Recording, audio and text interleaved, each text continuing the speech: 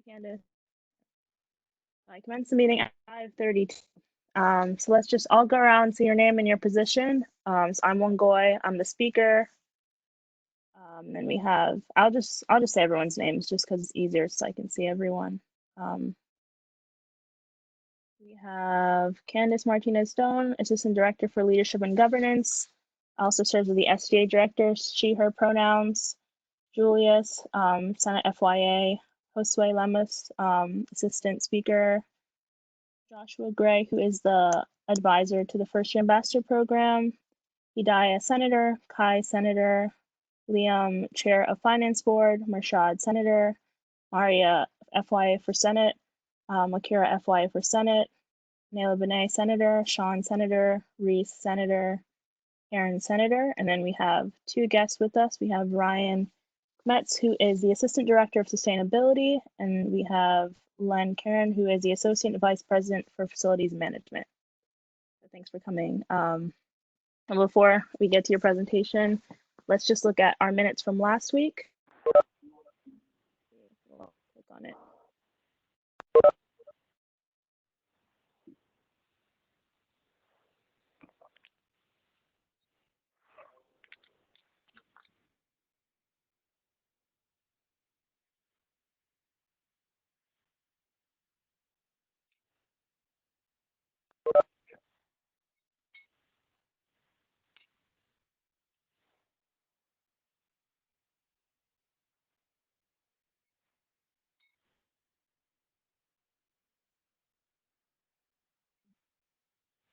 My computer's being a little bit slow.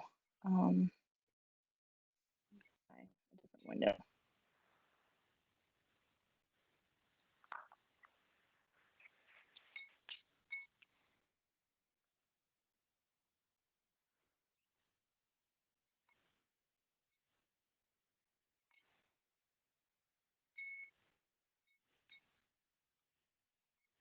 Did you guys already move to approve the minutes? Okay. Again. All right, motion passes.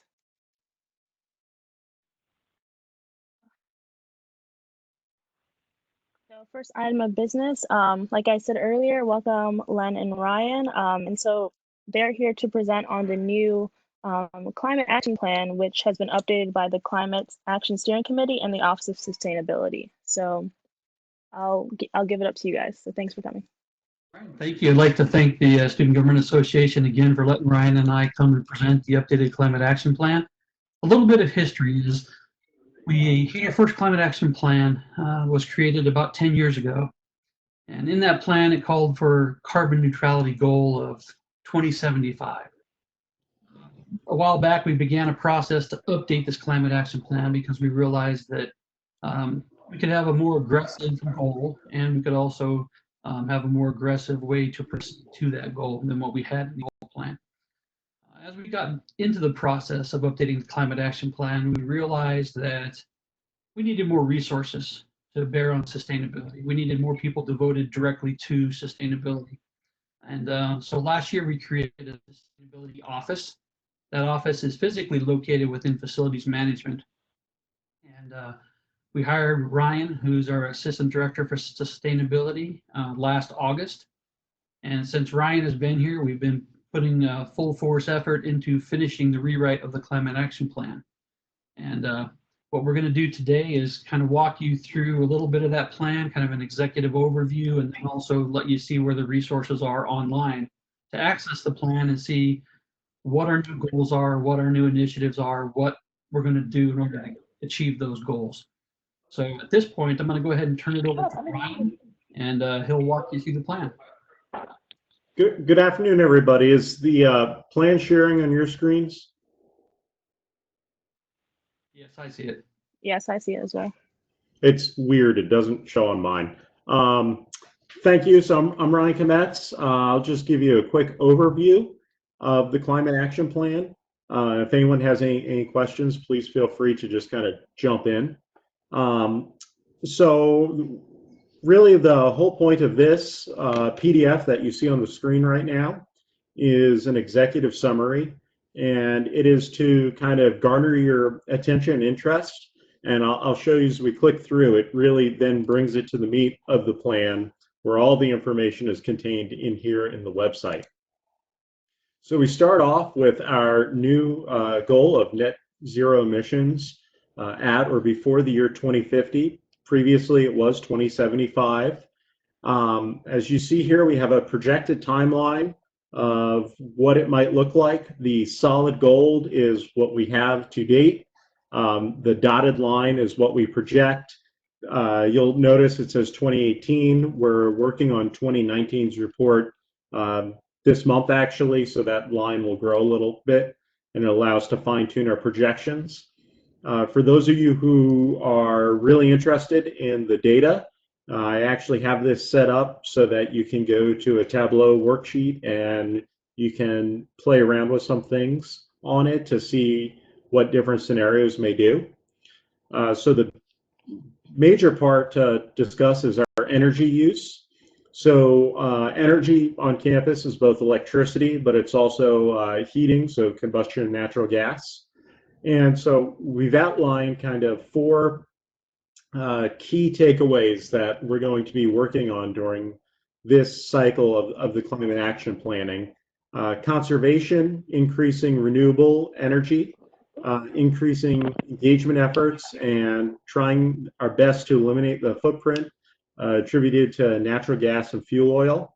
I do want to point out that the fuel oil is only an emergency fuel. We really don't use a lot of it, but occasionally we have to switch over to it. If a ton of people are using natural gas, we just switch to it to kind of give BG&E a break, but it's not something that we burn a lot of. Then we move into transportation. Once again, all this data is actually I'll show you guys on our website, we do have a data dashboard that's on public Tableau, so you can really dive into it year by year. But we're looking to see what we can do to modernize and make our vehicle fleet more efficient. So that ranges from everything from the big transit buses all the way down to the police cars and facilities work vans. We're looking at air travel and exploring opportunities there to maybe get some more efficiency in scheduling trips or explore like what College Park is doing, where there's a carbon assessment done with it. And then also looking at how we can work with our students and our staff and faculty on effective commuting solutions, whether that be expanding transit routes, promoting carpooling more, ride sharing, really a bunch of different opportunities there. When we get to waste, waste is actually the smallest component of our greenhouse gases. It's less than 1% of our total emissions profile. However, it's one of the most tangible things and something that everybody can feel like they've participated in.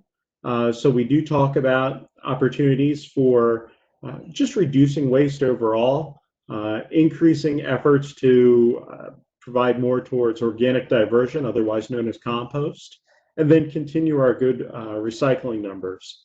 We don't necessarily need the recycling numbers to go up. What you want is the landfill numbers to go down, which means that you're doing your best. And so some ways that works is you can work with vendors. I think when you order something like a computer mouse or something from Amazon, you probably get about 4 different boxes for a little mouse. So really trying to figure out how we can work with vendors to make sure that instead of that, we just get the one little box with the mouse in it. Then we move on to academics and engagement. So this runs the gamut from classes that are available at UMBC to undergraduate research all the way up to grad research and what the professors are writing papers and publishing papers on. It also has to do with how we engage the campus community, whether that be formally through clubs and organizations or guest speaking or informally, just kind of a student reaching out to either myself or Kayla, our sustainability coordinator, saying, hey, I got an idea or I have a question, what can we do? And then finally, in this climate action plan, for the first time, we talk about climate resilience. And for those of you who aren't familiar with that, it's essentially the ability for a system to respond to a change in the system and how quickly that happens. So in Maryland, we understand that as the climate changes, it'll get warmer and wetter. And so really, what's the UMBC campus doing to help mitigate that? What are we doing to adapt to that?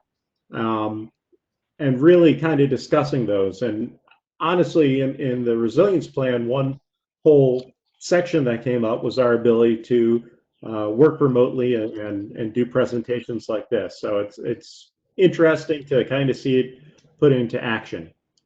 So as I mentioned before, that drives you to the web page, and the web page is really where the meat and bones of the operation are, so to speak. So I'll click on energy. So as you'll notice here on the sidebar, you have progress, and you could substitute the word history for that. And that just shows you what we've done to date. And then future steps are what we're planning to do. The landing page serves as more or less just a summary. It's a little more wordy than what was on the PDF. But I'll click on progress, and as you see, it's a long list of our accomplishments saying we've acknowledged that we've done this, but then when you click on future steps, we discuss, okay, where are we going from here? What's our plan? And so to break it down even more, you'll see net zero electricity. What does that mean? 100% renewables. So we have a plan, an implementation plan. Now, sometimes it'll just be one point, sometimes it'll be multiple. And then we quantify the amount of emissions that this could reduce. And then we identify what the required resources are, at least to the best of our ability. We present a timeline, and then we move into whatever the next thing is. So in the energy's case, it's net zero stationary combustion. But as you'll see here in renewable energy, we essentially are scaling up to get to 100% by 2050. So this next report in 2020, we're looking to increase up to 40% renewable electricity. And just to be clear, when I say renewable electricity, we purchase renewable energy credits. So those are in addition to the renewable energy mix that we're getting from BG&E. But that 40% is not part of that mix. So essentially, we just assume that all the energy from BG&E is coming from fossil fuels, and we try to buy 40% renewable energy on top of that. In reality, that's not the case. It's about a 55, 60-40 split. We get a large amount of our energy in Maryland from nuclear, which is not a fossil fuel. It has other emissions associated with it, obviously. But if anyone's interested in that, they can either look it up on the EIA website or get in touch with me, and I'll be happy to give you the breakdown.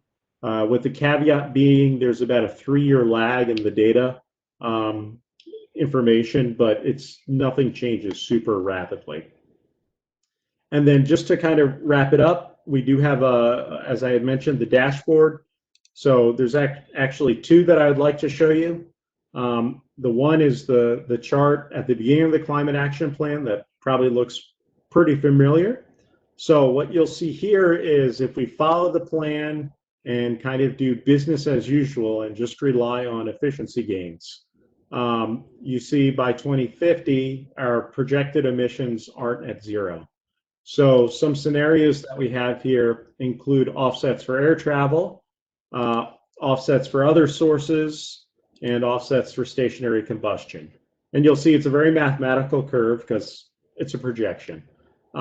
These will get updated as we get more data and there's more information available. And then we also have the bigger dashboard for everybody to explore, which provides you with pretty much all the data that you could ever really hope to find. So the dashboard goes to a summary page. I know these graphs are small on here, but you basically just click this next tab and you can see. So for instance, on here, you're seeing how much electricity we used versus our square footage. So what this graph is actually showing is that even though we're adding more and more conditioned space meaning heating and cooled, our electricity is going way, way down. And right now, this is attributed to efficiency. There will obviously be a little caveat come this year with campus being a ghost town right now, and we'll include that in a footnote for future reference. Waste is the same thing. You see how much goes to the landfill, how much is recycled, and how much is composted. And then we also have another chart here where we're showing how many students we have versus the amount of waste we have. And with that, I would like to thank everybody and offer up any questions. Josue. Hello, Josue here. Can you hear me? Yes, sir. Hi. First, thank you both for coming by and like presenting this. I love the data. I'm like a very metrics data kind of guy, so I'm definitely gonna like sift through that. You had mentioned something earlier about these renewable energy credits. Could you mention how those work? Because from the way I was hearing it, it sounds like you are still sourcing a lot of the university's energy from BGE, right? That you're assuming gets 100% of their energy like through fossil fuels. So the way the RECs, so renewable energy credits, or they're all, some people call them certificates. The way they're RECs, but essentially the way it works is what we're doing is we're paying a premium, cost-effective premium to somebody else who's doing renewable energy. So we have a power purchase agreement in the state of Maryland for the, I always butcher the name, but Conwego Dam. It's a hydro dam.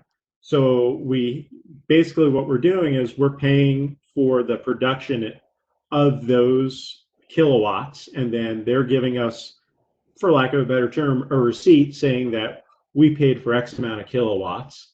And these kilowatts, then we are saying, are acting as a subtraction from our kilowatts that we're getting from the grid.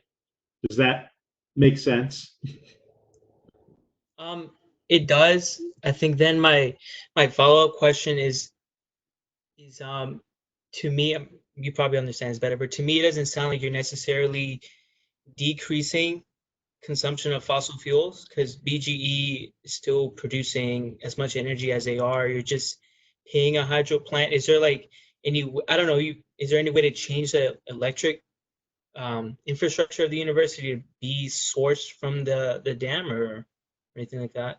So what really how that works is unless the dam was next door, it all goes into the grid. So even if your house has solar power or solar panels on it right now, the electricity that that solar is making during the day isn't necessarily being utilized at your house.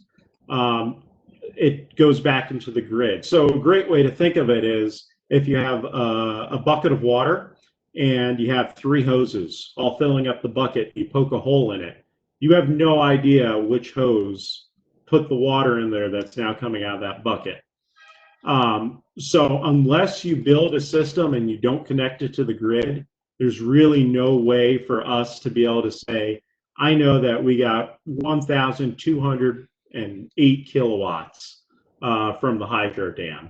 So it's basically an accounting, it's an accounting practice, and you're doing your absolute best to be as transparent as possible and show the balance on the books. If that, I hope that helps. If you actually play on the website, I do have on the energy section, the Department of Energy has, it's a 1 or 2 page fact sheet that actually has a really nice cartoon illustrating how RECs work. I don't mean cartoon in the pedantic way. I just call any schematic a cartoon. Thank you. And I'll be happy to follow up with you offline too if you want to shoot me an email. I can provide their information at the end of this meeting. That works. Are there any other questions? I have a quick question. Go ahead, Sean. So on the graph you showed earlier, like on the first or second page of the PDF, like we saw the decreasing emissions, right? but there are some spots where there are steeper declines in emissions than others. So like what is UMBC doing, or what causes that steeper drop in emissions? So if you were to go back to the one dashboard page, it showed offsets, toggle radio buttons that you can toggle off and on. So on the graph, if you're looking at it, there's a large decline happening around 2028, 2029. And so what that assumption is that UMBC explored the opportunity to offset all air travel, all the carbon offsets associated with the air travel. And we assumed that they were just going to do it, and they would do it 100%. And we guessed it would happen around that time. So that's why you see that super steep curve. The other curves or other decreases you're seeing, part of that's attributed to the renewable energy plan and ramping up to 100% by 2050. And the other decreases are assuming, in some cases, maybe we're composting more often, or maybe we're pursuing offsets in other ways, or perhaps we've electrified something. So we're getting rid of, say, diesel buses and going for an electric fleet. Right now, they're assumptions, because we don't have a crystal ball to see the future, unfortunately.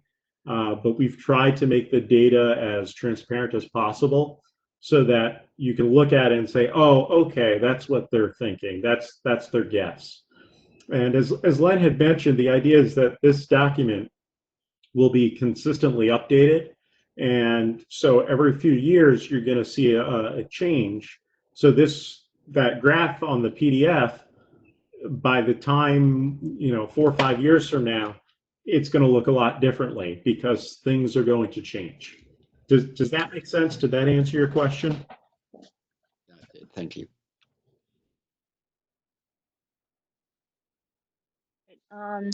There may be time for one last quick question. If not, I can just provide their emails after, and you guys can talk after if that works for everyone. The last call for questions. And I'm more than willing to set up a call too. So Thanks, it's really helpful. All right, well, in that case, seems like there's no more questions. Thank you so much for coming. This information was very, very helpful. All right, thanks for having us. thank you. Have a good night, guys. Bye-bye. Bye. So now let's move on to our next point in the agenda. We'll have a visit from, I don't know if President Urbalski is on the call yet, but I see Dr. Young's already here.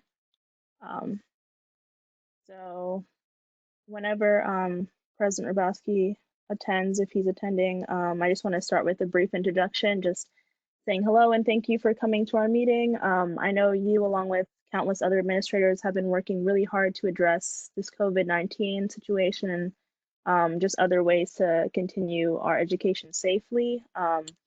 So just thank you to being able to attend this meeting and discuss just any topics that we feel are very prevalent. So I was going to start if anyone has any questions. And if not, I was wondering if you guys, or I just see Dr. Young here, if you could speak on some of the topics that were discussed during the town hall for those people who may have missed it.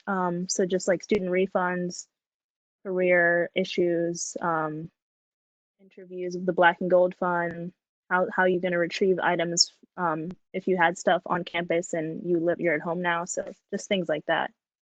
And if anyone has any questions, feel free to add them in the chat. That would be also okay too.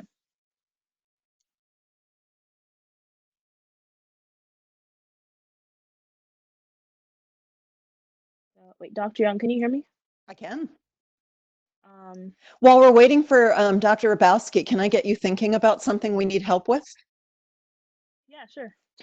So you mentioned residence halls. We have been really conservative in following every quarantine down to the letter because we have been dealing with really smart physicians since the beginning who have been helping us think about what the best practice is. But we know some people really want their stuff. At the same time, your families are writing to us and saying, thank you for not making us come get their stuff. So it's a mixed bag. The governor has said that, and we've made some exceptions. I'm sorry, I'm jumping around a bit. We've made some exceptions for people that left medicines, someone guard duty, and certainly that made sense for them to come back and get their stuff. At some point, depending on how long this goes, it will be May. And you need your stuff. So there's a couple things schools are doing. One is they are packing up things with a moving company that comes in, does a virtual WebEx with you while they're moving your stuff out. You, your roommates are all on the WebEx to say, that's mine, put it in that box, or we paid for that together, put it in that box, and you can argue, you like whoever gets it. It's a very costly process, but we could offer that to families who want their stuff now. You know, if it was, because they'll pack it up, they'll move it, they'll put it in a storage where you can come get it, or they will ship it to your home. So that's one possibility. The other is we just start opening. If there are people that are coming back and forth once for stuff, but we can't have what we were doing before, the 20 people with social distancing. Right now, we can't do that. But we could start to let, probably it wouldn't even be more than 30 people. It would take us forever to get people out, but we could start letting a few people who have real high priority needs to get their stuff back go in. So when you're thinking about getting stuff back, what are the kinds of things people were hoping we would do? Do you have any suggestions? It cannot be we go back right now, at least, to everybody coming to get their stuff. This is how I spend my days, thinking about things like this. So any thoughts? Hello, Dr. Young. Hi. Let's start here. Thank you. I don't know if I assume you know way more than I do, as you're probably more connected to these conversations than I am.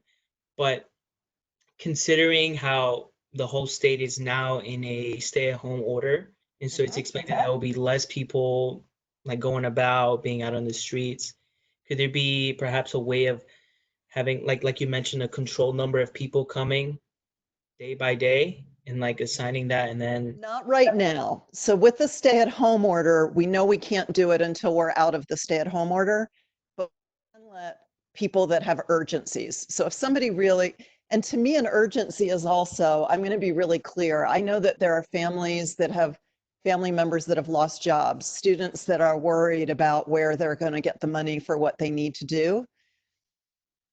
And so in that situation, I might be even more worried about my stuff because I know I can't replace it. And if your mental health is being impacted by not having your stuff, for me, I would want to understand that, and we would let that student come back and get their stuff right now, right? Because you're weighing all the essential nature of what it is that you're doing. What we expect right now, the peak just got moved a little bit forward from where we thought it was going to be. So each time we get more information about the number of illnesses and unfortunately the numbers of deaths, we have a better way of projecting when that happens. So within that 2-week period, we don't want anybody going anywhere as much as possible, because that's what really stops the spread, right? When in 14 days, everybody's essentially been quarantined, there aren't as many people out there to bump around and give it to other people when we all come back out. So in this 2-week period, absolutely not. But we're starting to talk about what we will do when we get the green light. They're saying right now the projection is somewhere around April 18th. They were saying April 27th. So it means that that's good and bad news, right? The timeline got sped up a little bit, but the bad news is that means we're spreading more quickly than we anticipated. And that puts pressure on the hospitals. I don't want to tell you things you've already been reading in the news, but no matter what happens, in order for us to come out of this, one of two things needs to happen.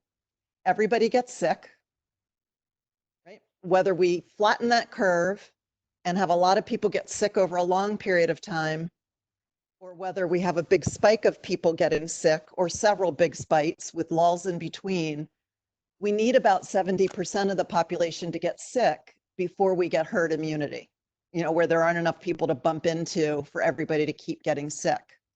So either way, the same number of people get sick. that make sense? But if they get, so if we don't overload the hospitals, fewer people die. That's just as simple as it is. So the peak means we're moving a little bit more quickly, but that's not good news for the number of people that are getting ill. The other way we get out of this is we discover a vaccine, or we test the vaccine, and that's usually about a year to a year and a half. A year would be the fastest we've ever done it. A year and a half is on par with some other things, but we all can't stay inside for a year. Like, that's just not realistic. So the likelihood is we'll have these peaks and lulls depending on what we see. And then the third way out of this is that we find a treatment. And so that's why they're testing some of the drugs that have been useful with other coronaviruses, in other viral illnesses in general, to see if we can find something that will help knock this out. We also may start testing and then figure out, but right now, all we are looking for, literally, we are moving day by day to when the peaks hit. And we just don't know what that is until they actually happen.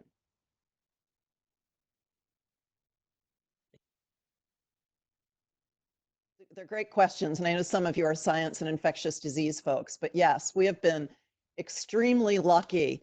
And while I can just lecture while we're waiting for Dr. Rabowski, I wish every one of you that wants to go into government or into something that's a leadership role in the world, even if that's just being a parent, to look at what's happening in our state compared to what's happening in some other areas. And as we try to change the political discourse, this is not a situation that should be politicized, but what I want you to notice in Maryland, why we are working well. Our governor, whether you are Democrat or Republican, our governor listened to facts and science and worked with an expert team of people that do this work and made his decisions based in scientific fact. Now, we know they are limited because there's a lot we don't know. And we know that that science is evolving and changing, but he listened to what we know, and he stood side by side with Democratic leaders in the legislature to say, we're in this together and we're going to move forward because people's lives, and today we're all Americans, right? There's no Republicans and Democrats and libertarians in a crisis. We're human beings that need each other and are moving forward collectively. And I just, my heart was so happy. And I've been in the meetings where I'm hearing behind the scenes what's happening. And I can't tell you, it's like a ray of hope to me in terms of what I hope for the future of our country that we aren't always seeing across our nation. And so as you are learning what to do in a crisis and what to think about when you go out in the world, I hope you are watching a little bit about what's happening in our state, because there's some really remarkable people working together to try to keep all of us safe across political lines, and making it about our common humanity than about which party you're going to be voting for in November if we all get to vote. So, end of my lecture. That was supposed to be a little touch of optimism in between the darkness. Yeah, no, our legislature this year it's been really remarkable, and like even just beyond leadership, the things that they're doing and how they've been working together has been really, like when I was there, it was really encouraging to see like how it was like nonpartisan for the most part. Absolutely true. Can you give an example? I know I'm just trying to kill time till, or do you want to just go ahead with questions and Dr. Rabowski can join us? Actually, Marshad has something, so I was just gonna. Okay. Hi, should I do I have to move to amend the agenda? Sure. Yeah, just All right, I'll so second I it. would like to move to amend the agenda to add a piece of legislation. SL 40-1920. Second. So we'll put it after. Wait, hold on. All those in favor? My bad. Actually, is anyone opposed? I think that'd be easier to say. Is anyone opposed to that motion? No. Okay, the motion passes. And so I'm just gonna put it after the JL of the POB MOU funding. Sure. So that will be around 6:40-ish. Hello, Yes. this way again. This way, yeah. Dr. Young, I had another question. Okay, Dr. Rabowski says he's trying to use the link you sent. Can you send him another link, Wangoi? Yeah. Is there any way I could send him an invite to this meet, like a Google Calendar invite? Would that work? No, it's a WebEx. I wonder, you're the host. You should be able to.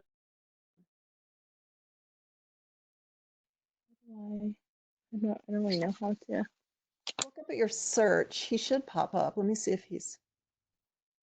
No.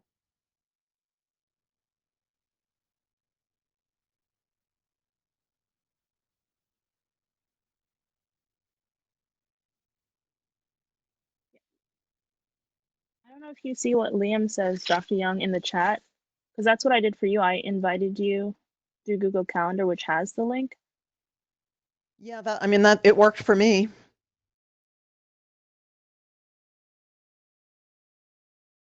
Let's see if I can copy. I'm gonna copy meeting link and then send it to Bethany.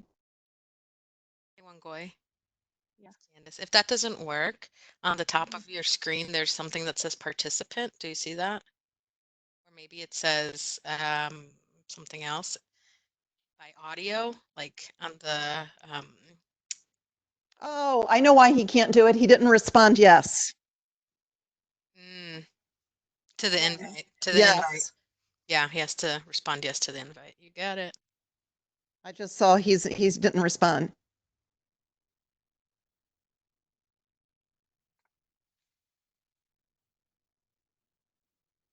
Should I try and send? Well, he should. Yeah, until he just let. responds? Yeah, just wait for him.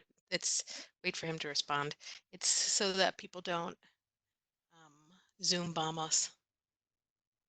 You heard of this? Yeah. Yeah.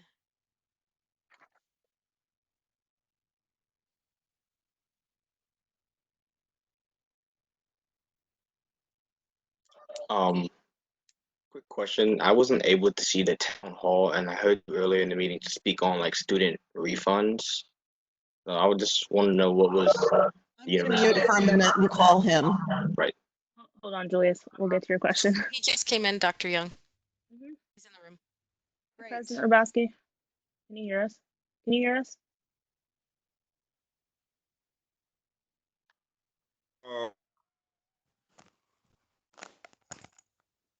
It's supposed to be muting now.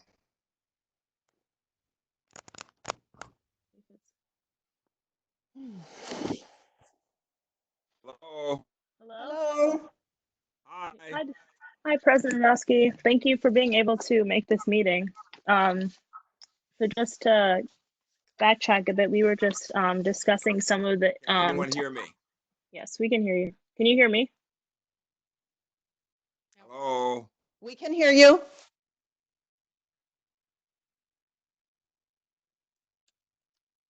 Hello. Hello. Hi.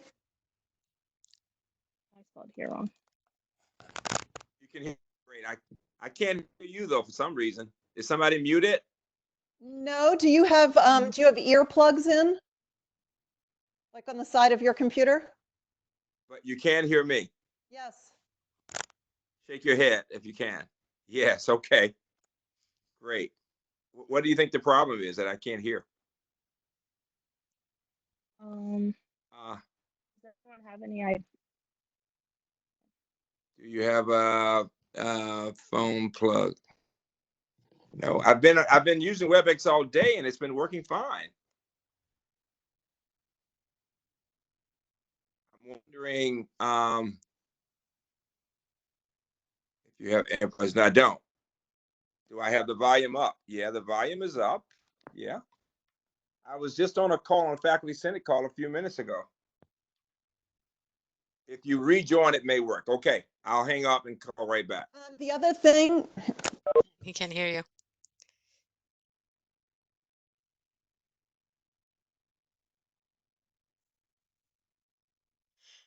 I hear you now. Can you hear me? Yes. Can you hear us? Yes. Great. Okay, great. Hi. Had you already begun? Hi. Thank you for inviting me. Thank you. Oh yeah, thank you for coming. We just started a little bit, so I'll just backtrack a bit. Okay. I was just hoping you guys could come and kind of address some issues during the town hall that some people may have missed. So Dr. Young just talked to us about the issues about housing and retrieving items from campus and why there are challenges for that and what that might look like in the future. Yes. And so we had a question on student refunds. There also, if you could just talk on maybe the Black and Gold Fund, if you know, maybe Dr. Young knows, and just any topic that kind of is relevant, which is, Sure. I don't know if that makes much sense. No, it does. It does. It really does. I mean, the most important reason I wanted to be on the phone was just to encourage student leaders to keep doing what you're doing. Thank you for what you're doing. It's very important. And I think student leaders set the tone for the rest of the campus. The town hall went really well. We had hundreds and hundreds of people who were on the calls, got some great questions. There are 2 or 3 things I would say. First of all, with regard to specificity, Nancy Young, Dr. Young and Ms. Schaefer are leading that effort involving the crisis management with the chief of police. And so they can answer some of the specifics about the Black and Gold Fund and things like that. What I can tell you is that as a university, we have agreed to be as supportive of students and faculty and staff as possible. And that means being far more flexible with many of the things that we're talking about. Remember that when we make decisions, I'm representing the university with the other presidents. Our student leaders are on those calls with the chancellor, but we are given a certain amount of autonomy depending on the issue. We agreed, and some other campuses did too, that we did want to give refunds, and they're working on the complexity of that. Guiding principle, though, is to be as fair to people as possible, and it is proportionate. You left at a certain point. You stopped getting the services of being on campus. There's certain that you're not in parking and those kinds of things. So you'll see people working to be as fair with all of that as possible. The second point is that we talked about grading. And again, we are working through pass fail, and students had raised concerns about that. And so we've worked through a lot of that with general education, and now programs are working through it. And again, the goal is to make sure people are successful, that students are successful. They'll do it in different ways, but you're going to see far more flexibility than we've ever used before. And the most important point I can make is as you see people who have concerns or having problems, either in the classroom with the work in terms of the technology or in terms of personal family problems, make sure they get to somebody to get the help. We're trying to be as supportive as students go through a lot of challenges with their families and with illness and death and all those things. And then final point from me is this, that I just put a piece in the Baltimore Sun, came out today online about commencement, and saying we all the campuses did the right thing.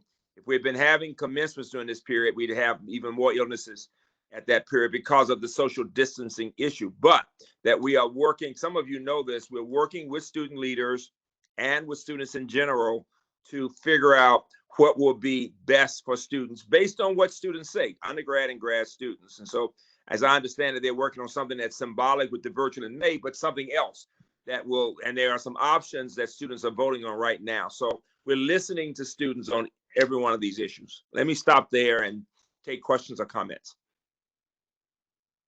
Oh, sorry. Good evening, Dr. Rabowski. Thank you for being here. So from what I understand, in terms of the new grading policy, it is up to the discretion of the departments to make their own decisions about sort of like what to allow us pass and fail. I understand that. But I've been reached out by some students, for example, that have an internship requirement for their degree program, for example, like HAP or political science, that were planning on taking their internship this summer, right? But that was going to be their last class they take before they graduate. And so now understanding that there are not going to be any internships allowed, and this is, I've heard this from, I think the Career Center, the Academic Success Center, that no internships are going to be allowed. Is there any like way from like the top down, like that you could influence that, or like I appreciate that. Do you want me to grab that, Dr. Rabowski? Go ahead, you do it, and then I'll talk. Go There's ahead. a committee of 20 people right now working on that very issue called the Applied Learning Group. And so each of your degrees has an accreditation that requires certain things and departmental system requirements. And we've been working really hard with some of those agencies. So whether that's student teaching, I know you're saying internships, but all of this is part of applied learning. Whether it's emergency health services, HAP, all the things that need these different kinds of internships. Some of them we're working really hard on making virtual. So there's a number of places, including social work, that people can do some of that work over a virtual network. Some of the accreditation bodies are changing what's required of a student and how many hours they need to have. And we're having all of those discussions. And it's why we got the career and the applied learning centers up early. Like many schools were focusing without focusing on that career area. But we know that for many of our seniors, that was one of the earliest things we were hearing that they were concerned about. We already know that a lot of our tech internships can go online. And we've gotten permission to use the scholarship money and the state money that funds unpaid internships at nonprofits where students might want to volunteer time this summer. In some of those areas can be transferred. The original document said it must be an in-person internship. So we're also in the background changing policies. There are going to be some people we're going to have to work with to get this done in different ways. Some people will have the requirement waived, and some people will end up being able to do that virtually. And we just don't know who those are yet, but we're working really hard on that. And there's a group of 20 faculty, staff, and others that are working on that together. And a new guidance came out, which is why everybody's being told right now, but they're working through those issues by summer. So here's the other point to add to what Dr. Young said. Think about this. Students in every college and university in the country are asking the same questions. We have to figure out as a nation, and I'm talking with presidents around the country, how to make sure we don't end up holding our students back. There's no way we could be holding back hundreds of thousands of students because of things like that. We got to figure it out, is what I'm saying. And you're not alone, because other institutions are going through the same thing. And the guiding principle from my area, from my office, from the provost and everybody else is, we've got to figure it out in a way that gives students as much support as possible so they can keep moving ahead. So you have to give us a little time, but everybody has that goal to figure it out somewhere. Think about it. Our friends down at Maryland and Hopkins medical schools, because their top students had to stop. I mean, their seniors had to stop much of their clinical work if they weren't at a certain point, yet they're hoping to be finished by a certain point so they can go on and be physicians. So at every level, we have the same issue, and people are working through it right now, but everybody has the same idea. I think some more than others. I have no doubt we'll figure out some way to help the students. Just tell students to hold on and to keep talking to us so they can get the most up-to-date information regularly. Good question. Just to give you some hope, out of 18 faculty members and the Career Center and the Shriver Center that were all present in that meeting, only one out of all those people weren't able to figure out a solution for people this spring. And for every group, we are saying we're trying to figure out a way, for seniors especially, to make sure they're able to get through things. But for students in general, I mean, this is nobody's fault that this has happened. That's the point. And so we've got to do everything we can to show as much flexibility and as much support as possible. And that's the notion I'm pushing. Nancy Young is pushing, Provost, and we'll get there. We will get there. Okay. There's a question on any plans for summer courses or fall courses. So I probably shouldn't say this yet but it's going to come out tonight. Probably. I'm going to ask you not to put anything on social media yet. I can say it this way: we are seriously considering having summer courses online. That's what most campuses are going to be doing. I'm being very careful on how to say that because they're going through the last voting right now. But as student leaders, trying to include you as thought partners, okay? But it's really important you not say anything until you see the official announcement. Very important. But I mean, because it's just too iffy. Too many things are happening right now. And I mean, the worst thing America can do is to have people coming back in big groups together and have this illness going to the next level before we can even get started again. So we know if we were going to do the regular classes, we'd have to be making plans for that right now. And everything is just too much up in the air. And I think you're going to see most campuses doing the same thing. Thank you. There's a question from Rashad. Hi, Dr. Young and Dr. Hrabowski. I had a question in terms of has there been any conversation about the future and what that's going to look like, especially the fall semester? So with classes, summer classes being online, how is orientation for freshmen is going to look? Like how is this whole thing going to reflect upon like the incoming class? It's a great question. We just had a report from Dr. Yvette Mosey Ross that even orientation we're planning probably to do online. And there are some special programs that have been developed around the country for best practices in doing that and for the freshman week. I mean, it's just prudence to plan for online that way since we're talking about orientations that would be beginning probably in July. So it's very likely we'll be talking about online, and we may even, I'm just guessing that the time may come when we begin doing some hybrid things. We just have to see how the nation is going. That's the biggest challenge we face. How is the country doing? What's the guidance from our state and from the federal government, but especially from our state? The advantage we have is that our governor, unlike a number of our governor, is one of the first to come out saying let's shut things down, and we've seen the benefit of that. And two things that are helpful to us: a lot of people will want to be in Maryland just because we seem to be doing things the right way, and a lot of people will want to stay closer to home. And so we expect the enrollment to be robust. What we have to do is to find ways of giving financial support in different ways. And we're trying to see what the federal government is doing to higher education to help families who've lost jobs, for example. And so what I'm trying to give you is the feel that everything is up in the air, but more and more we are preparing to be online as long as we need to be online. Don't know we honestly don't know what the fall will hold. Probably by June, we'll have a greater sense of that, of what things are looking like and just how much we've come to the peak of curves. And I really do think, this is just a personal opinion, that some places will be better off because they've already been through the hell. I mean, New York and New Jersey are going through it right now.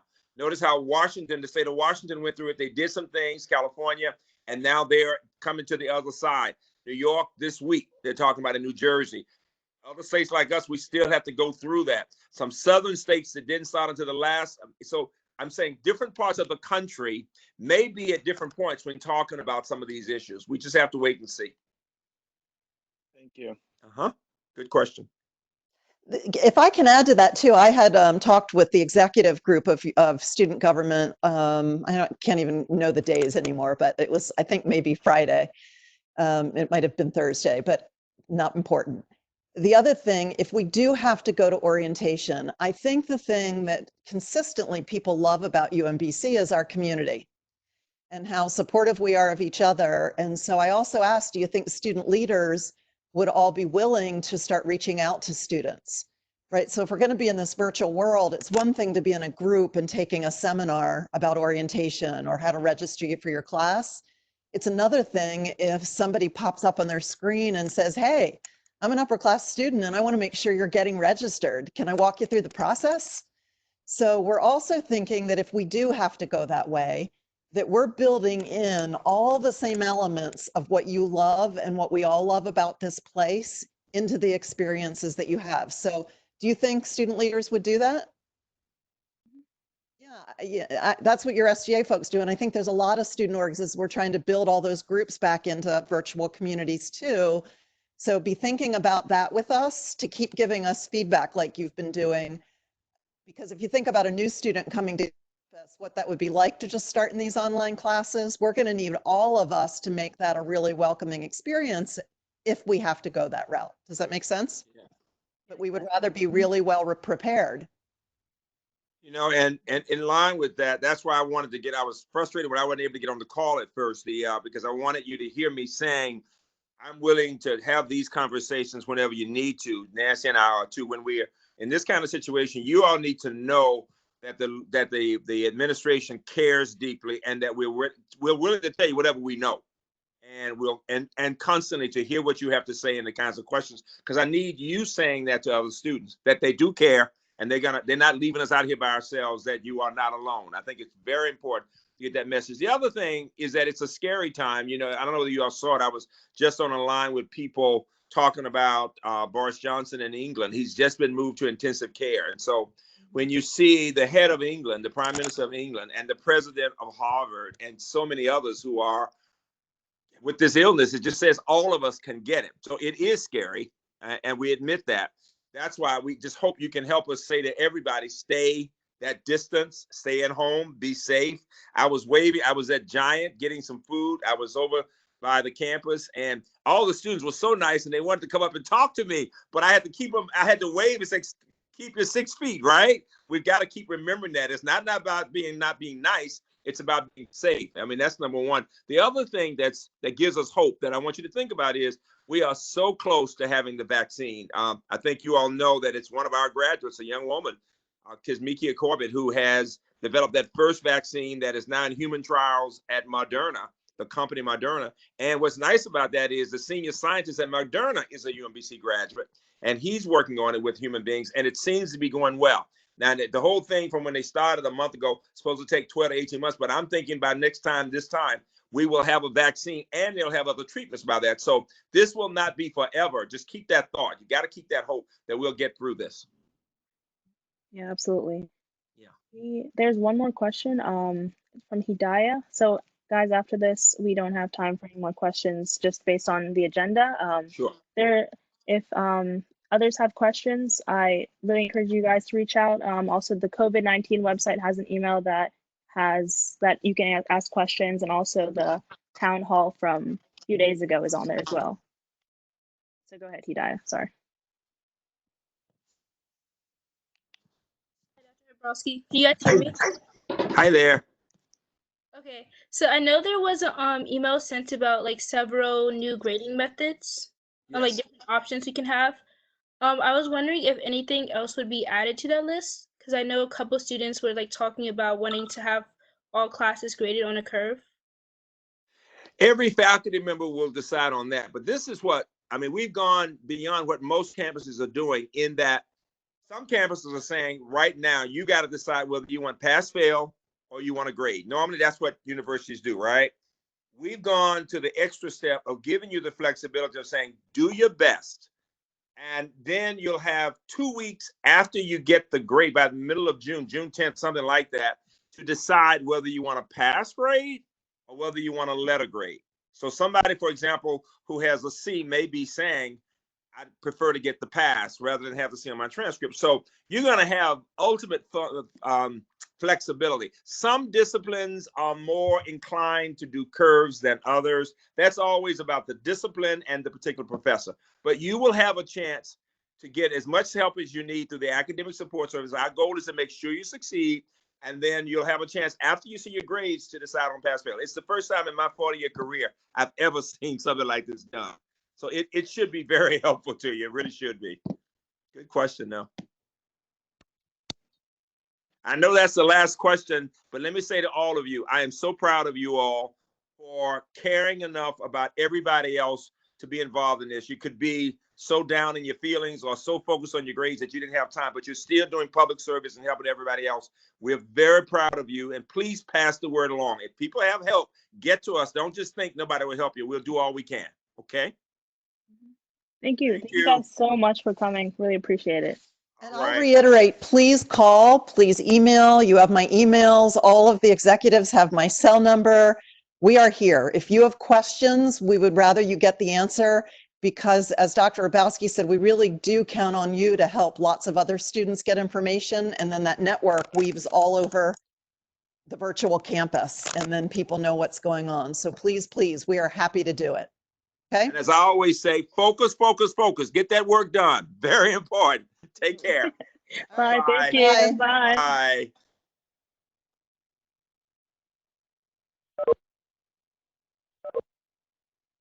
I'm just gonna text Zane real quick to let him know that he's up.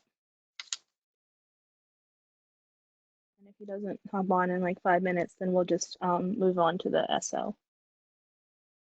So what'd you guys think? Was that helpful? Yeah. I can already imagine Dr. Robrowski at that giant, like 6 feet. 6 feet. I know, for real. You're trolling. But I can see him be thoughts turned into actions, turned into words, habits, and keep the habit at 6 feet apart. I was waiting for that. I was surprised he didn't say it. What is the Zane on? No.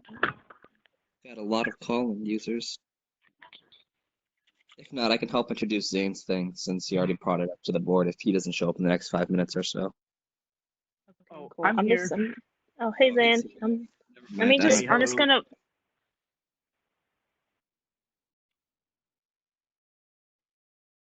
One second.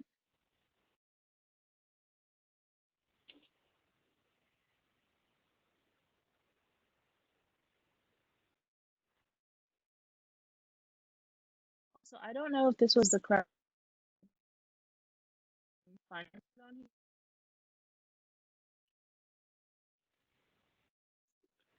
Oh, wait. Did you Well, guys resolve your legislation and naming issue yet, or no? What do you mean? There was an issue with the JLs that were passed, which is why you might not be able to find the one that we passed through. You passed JL 18 twice. One would be the confirmation of Patrick Reed for executive president, and the other, you passed another JL 18 that was your MOU for the retriever, Oh, I right, believe. yeah. So then So we,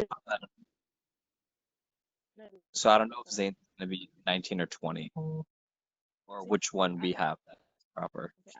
I have 20, but I want to share your screen with the correct one. It should one.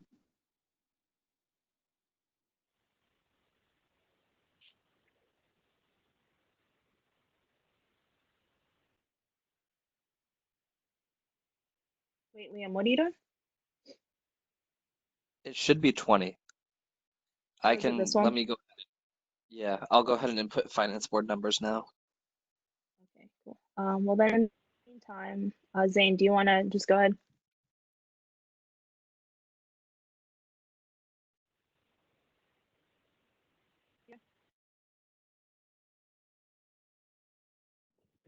Liam's just going to input her votes from finance board. So if you could just go ahead and start introducing. okay. Oh, yeah. Hi everyone. I think I've been said it a few times before, but so this MOU is around the POB agreement. So just some context and some like progress updates. This MOU was signed in 2017 between SGA and the College of Arts and Humanities and Social Sciences. It was basically a way to try to increase student org usage of the POB for like performances, rehearsal space, things of that nature, because prior to that it had been limited due to some like issues with student organizations. And so basically this JL that I've introduced reduces funding for the position that is mentioned within that MOU because it is currently not in place. And it has not been developed to a point where it would be implemented yet. And I've already contacted the stakeholder, Caroline and Brad, who are both work in POB operations, who they manage and schedule things for the building and whatnot. So they're okay with the decrease as long as there's a section in the JL that says when appropriate these funds can be reinstated. So that's that part. And then we're currently just trying to increase traffic up to there for student organizations. So like right now we're trying to do like lectures and things like that because it's still very hard for student orgs to get in there if they wanted to have like rehearsal space or like an actual like theater production because of the academic departments and things like that, because they have first dibs. And then you know, a lot of their time is used on weekends to rehearse and have sets and things like that. So hopefully we'll make progress on it. But again, this JL just decreases the funding, and it is needed because in the MOU, SGA has the power to decrease or increase funding. And for this to happen, both the Finance Board and Senate have to pass this by a 2/3 majority, and then Francis has to sign it. But if you guys have any questions on anything about the JL or anything other than that, I'm more than happy to answer those. I had a few questions. Yeah, go ahead, Martin. Yeah. So this was basically SGA paying pub for a position or location, or yeah, so there's different parts of it. So the one part of it was a larger sum of money for like insurance, which would have been used if like student orgs were at like dance rehearsals or something and something broke. It would allow like Caroline to basically use that money immediately to like fix it. And so that's already been transferred. We're still having some issues with that in trying to find out, like, since student orgs really aren't allowed to like use the space in that capacity. I've been in contact with David Royer and some others about that, trying to figure that out. The other aspect was we were subsidizing like basically ticket costs for people to try to go see shows at the POB that were different events organized by POB in the different colleges. We also terminated that last year because it really didn't make sense for us to pay for that when it really should be on POB to kind of, you know, attract students, whether that's like with reduced prices for tickets or other marketing strategies. And then this $6,500 would have been used to pay a student or two to help with kind of the management of the space that student orgs would use. So for example, this student might be, if it's a Sunday from 5 to 9, there might be 3 student organizations coming in. That student would be there to basically like oversee it and be in contact with Brad and Caroline about it. But since kind of more on their side than ours, we weren't able to like develop that position fully yet. The money is just sitting there. So basically, because we're expecting a deficit and we're trying to kind of cut costs, this is a cost that isn't really being used right now. So it just makes sense to cut it now.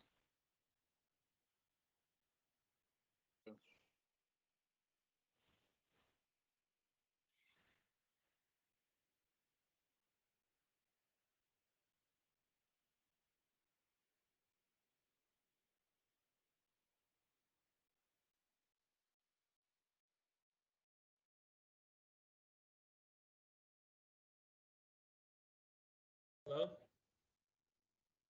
Hello? Can anybody hear me? I can hear you. We can hear you. Good. So when Goy's laptop restarted, Oh, okay. yeah. Are there any questions on this piece of legislation though?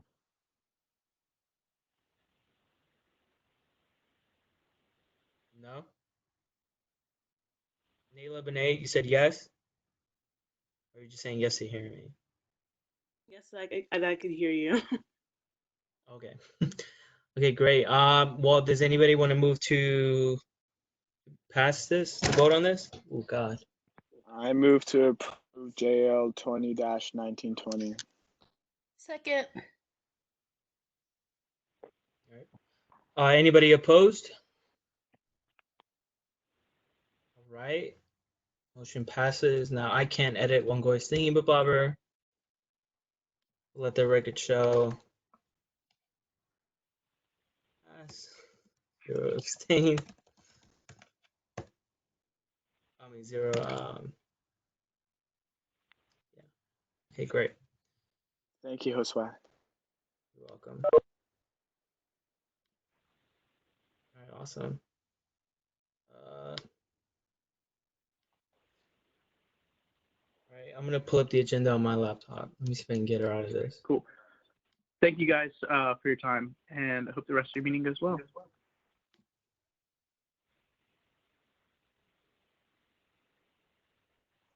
Can people Have see a my great screen? day. Okay. Yes, That's a sir. beautiful.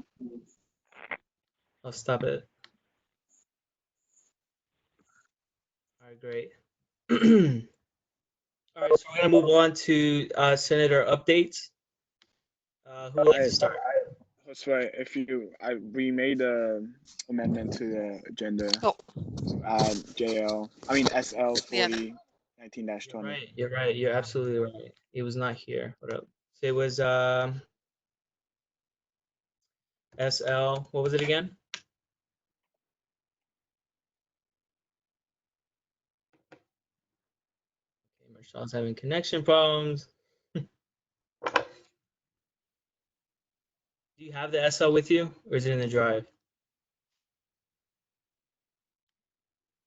Okay. SL 40-1920. Thank you. I think one Go has it. I can send it to you. Oh, so it's not in the drive. Hi. It is in the drive. It's in the it's in the shared drive. Oh, it doesn't go. SL 20 right now. It's SL 41. Okay, I'm sorry. Maybe check the Senate legislation. Like I might have moved it into that by accident or not. I just saw it. I swear I just saw it. SL 40. 19. There we go. Okay, I got it. All right, cool. No, it should be it's SL 41. 41, my bad. Head ass. There we go. Allocating funds to Retriever Essentials. Is that what it was? Yes, sir. All right. Okay. Do you want to lead it, Patrick, as the author?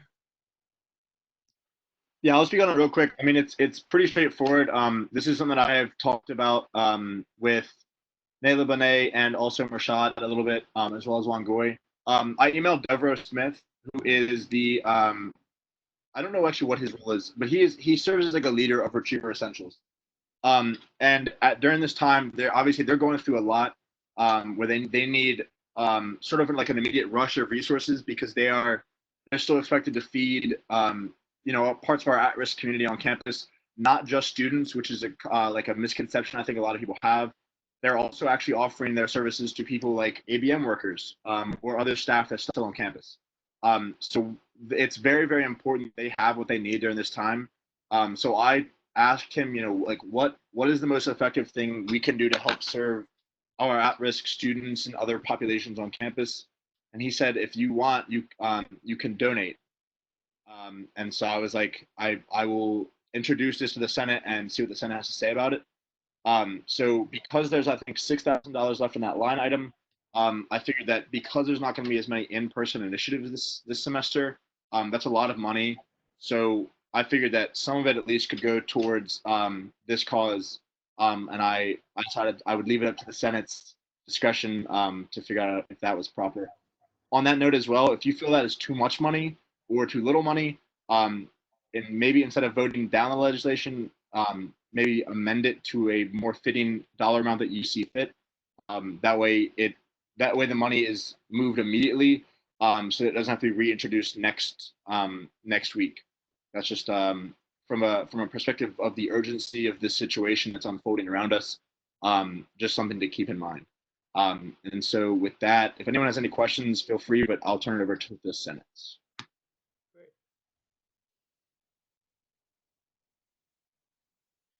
Rashad, you were the sponsor. Do you want to add anything? So I had two things. I want to amend it. It says SL 40 at top, but if you could change it to 41. Is there a second? Second. Sorry. Wait, can you guys hear me now? Yes. Okay, cool. My computer's like combusted. Second. Okay, cool. All right, so I assume the I amendment passes. had another point. Can you guys hear me? Are you guys able to hear me? Mm-hmm. Can you guys hear me? Yes. Can you guys hear me? Yes, Michelle. Okay. So with thank you. So with us not being able to use the money unless it's COVID, we can't purchase anything anymore, right? Or nothing. Unless it's like somehow related to, the COVID situation. So I was just wondering how the Senate felt about increasing it. We have $6,000 left. We have about a month of school left. And these are people with actual needs, and they're going to need this money during this crisis. So if you guys want to increase it to something like 4,500 or something like that, we would still have some money left in our, in our bank in case we need to have another initiative or something like that. But besides that, I think this would be a better use of the money. Candice raised her hand.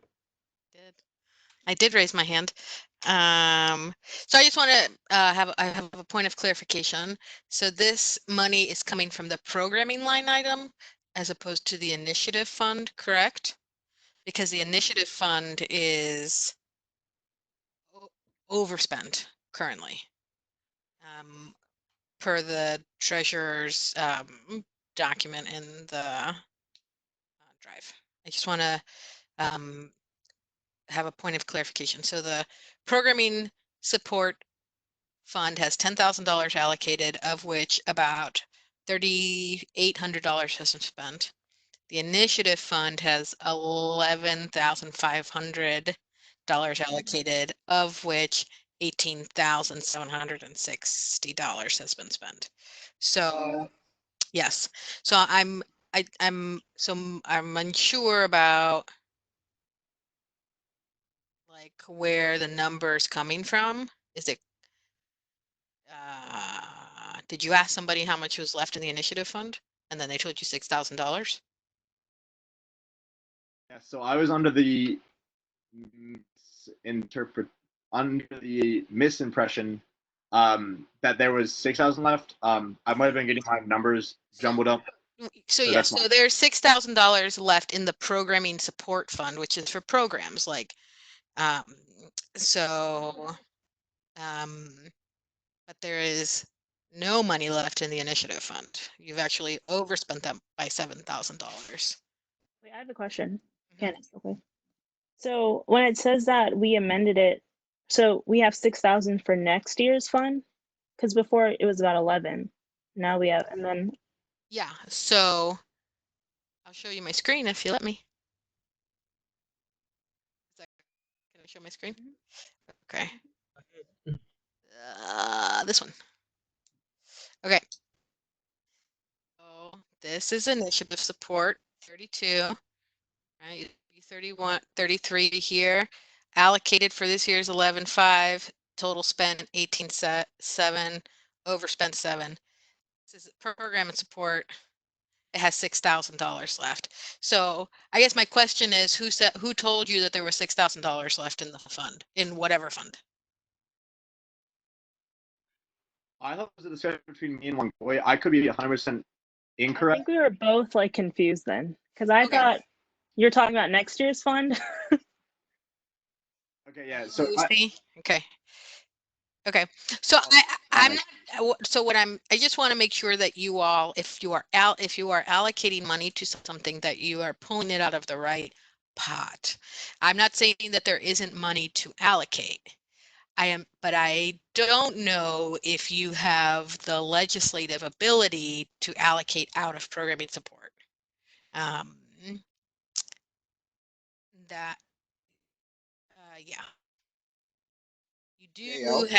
You do have the legislative ability to allocate out of the initiative fund.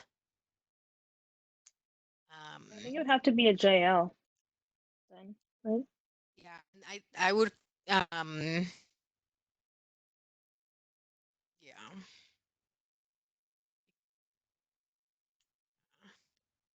Yeah, traditionally this has been spent like on you're right, on SGA programs. So right, if it was a JL, I think you would have more feet to stand on. And then what is Hidaya's question? Are we looking for, what does it say? Read it. Are we looking at money remaining for this semester or next year? This is money remaining for this year. Granted, you all have committed to give money back to students, more than likely coming from this line right here, right? About 150,000, something around that. Like, what was it, like 138 or something like that? I don't remember, but somewhere between 100 and 150,000 dollars has been committed as refund money from the student activities fee, and that's coming mostly from here, from program support, or from student org stuff. Really, that's from like here, club budgets, right? Because student clubs aren't spending anything. So I think you have, and this wouldn't actually, like, if you did do this, it would just be a transfer from one budget. What Josue? Oh my god. It would just be a transfer from one budget, your budget, to another budget, Retriever Essentials, and that I think is fine. But yeah, I do think this would have to be a JL. Okay, I'm going to stop talking. Wait, I have a question.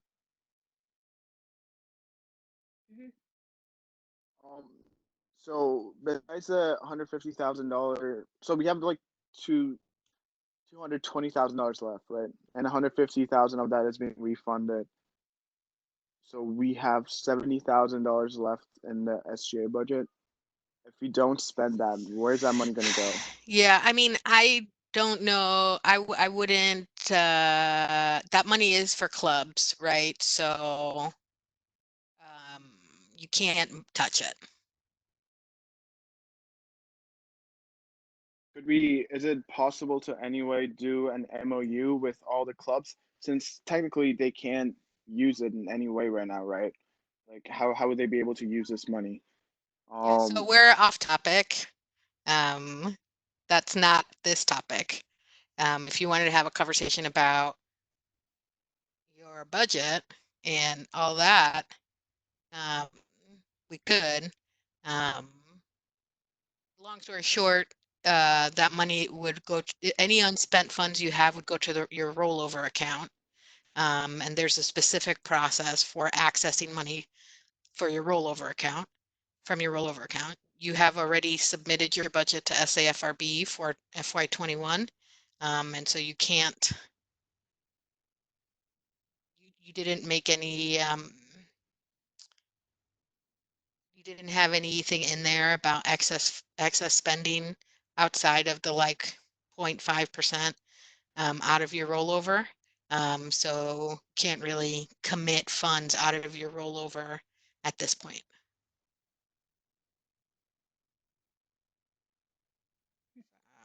Yeah.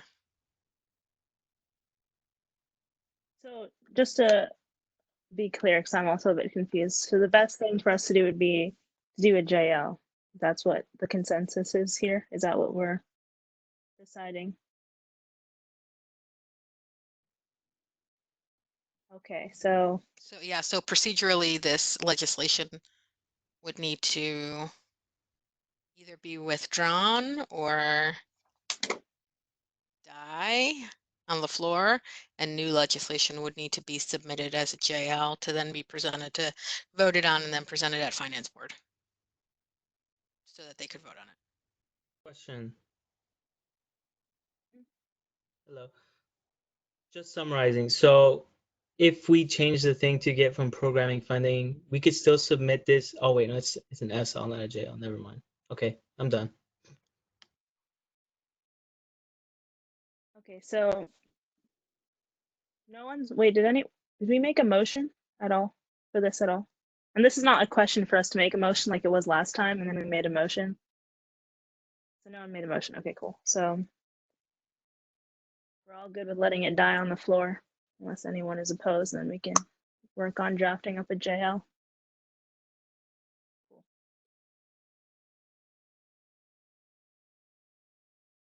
All right. Candace, can you pull up the agenda? No? Okay, I'll do it.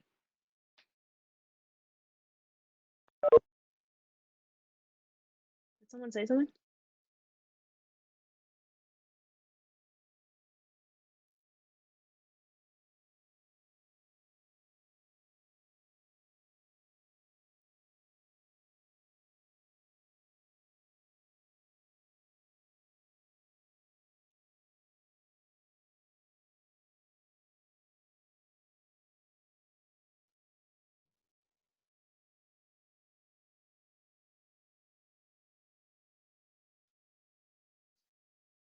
Okay, well then I'll just put the up and coming JL for next week's agenda.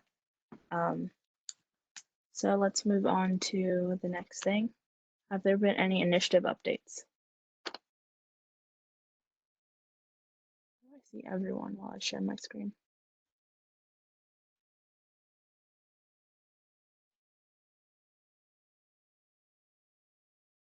If you guys have initiative updates, just put in the chat because I can't see anyone right now.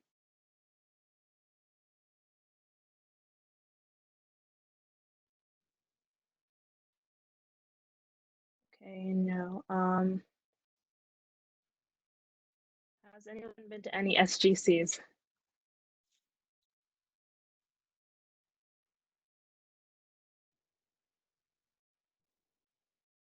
ACC is all caught up. Okay, that's great. We can't hear from ACC. Yeah, go ahead, Rashad. I had alcohol and other drugs committee. Oh, okay, go ahead. Basically, they basically did check-ins and talked about the usage of student usage of drugs and alcohol while they're home. Specifically alcohol, because like alcohol usage has skyrocketed. So they were looking at like putting out like pamphlets and like informational flyers, I guess, for students to know the resources that they have for mental care and stuff like that. Basically, is the gist of the whole meeting. Cool. Anyone else have any SGCs? Nope. I had USC, so I can share a bit from that.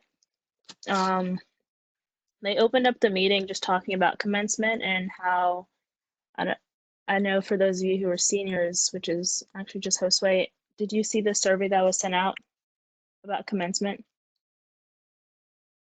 Yeah, I saw it. Yeah, so they talked about that and how, what was that? Sorry. No, I filled it out. That's all I wanted to say. Yeah, so they're just saying they had a really high fill out rate. And then they're just like looking for other creative solutions for graduation. And also they're open to, so they found that students are open to doing virtual in May, but definitely want to be invited back for another in-person ceremony. I have a question. So are they considering possibly like pushing back commencement? Like, is that also being considered? Maybe to like, I mean, I don't know like the odds of us being able to come back on campus, like, I don't know, July or like in the summer. Yeah. So what they were kind of saying was, so they kind of had, I don't know, correct me if I'm wrong because I didn't see the whole survey, but they explained that how students were okay with having a virtual ceremony in May, but also would want the possibility to be invited back like sometime in the future when COVID-19 has, you know, passed in a way for an in-person ceremony. So from my understanding, it was like you'd get your diplomas, but then you'd come back again for like another ceremony, just like not like not like anytime soon, but just whenever this passes over. Okay. So not like this summer or anything. Or maybe this summer, I don't know. Whenever COVID decides to head out. I'm sorry. Like they might have for like the winter commencement because they have two commencements. Like they have one in the spring, one in the winter. So they might pull them in for that. Mm-hmm. Thank you. Yeah, that was the only thing that was really important in regards to student life. The other stuff is just like faculty adjustment. So that's all I have. Someone have a question? I have a question about SGC. Go ahead, Kai.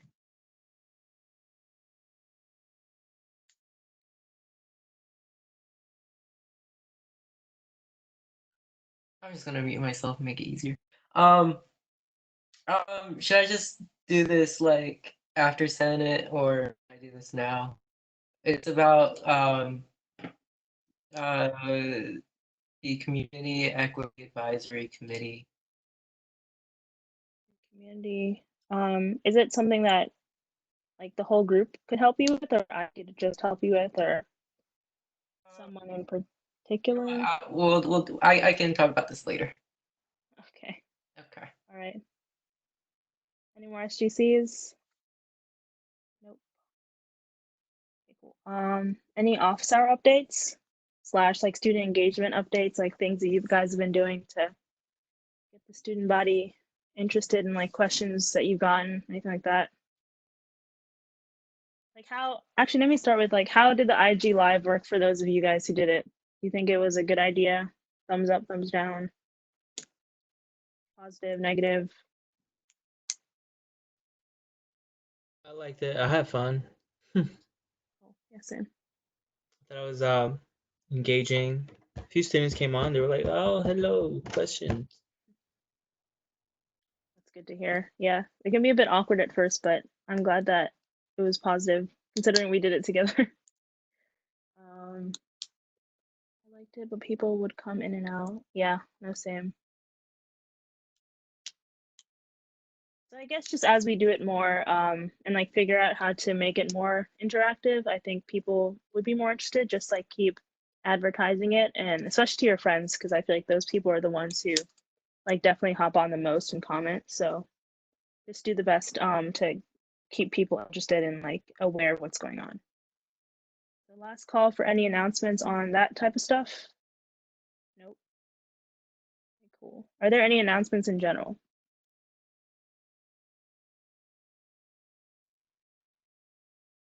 Nope. Okay. And I adjourned the meeting at 7:04. Man, my timing is insane.